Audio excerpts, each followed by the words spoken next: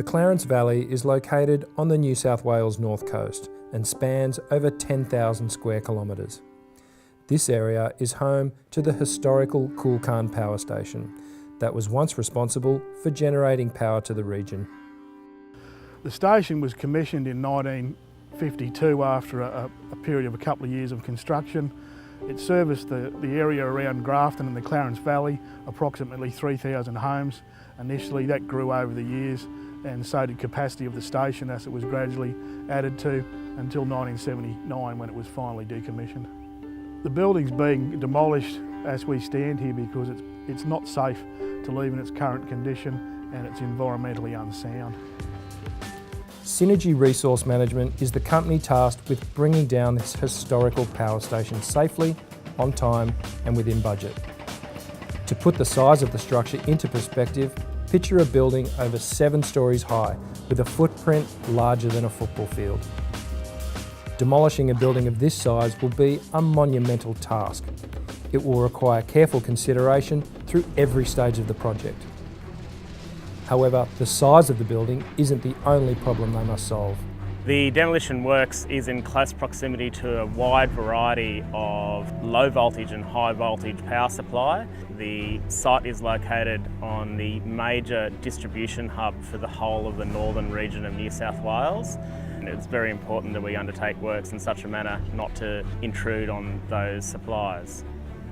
Along with these dangers, Andrew and his team must also consider that a building this old will no doubt contain a range of hazardous materials.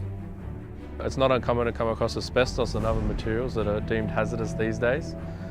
We basically removed 1,800 square metres of asbestos. Dust suppression was employed around the perimeter of the building to make sure that no airborne asbestos particles were encountered during the soft removal. They are now 2 months into the project and the excavators continue sorting through the huge volume of materials. The team spent weeks inside the structure, calculating these volumes. There's 1,100 tonnes of steel on site, approximately 1,800 square metres of asbestos and 12,000 tonnes of concrete.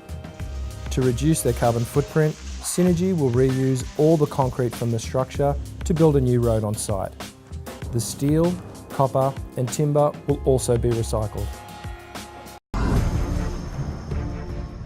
It's 6 AM at Kulkarn and demolition day has finally arrived. Synergy have now been on site for 3 months, and with the 12 o'clock deadline hanging over their heads, the team is arriving early to ensure they stay on schedule. Today we're going to do the final cuts on the buildings, on the corners. There's still some of the beams that have to be cut on the northern and southern side. The building's going to go to the western side. A lot of the cuts are hinge joints, so they've cut basically to a hinge, and they've made a V on the back so it falls away from us. We've had surveyors out here for the last 2 days to survey the building to see if there's any tolerances within the movement of the building, and at this stage it's within tolerance, which is 3 to 4 mils.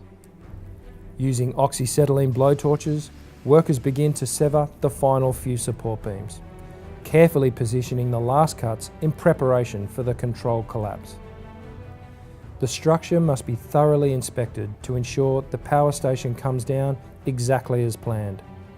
Once the final safety brief is given, the excavators take up their positions and everyone else moves outside the exclusion zone. Synergy and their subcontractors have stripped down this structure to a mere shell of its former self. 63 years on, it's now time to farewell this historical power station.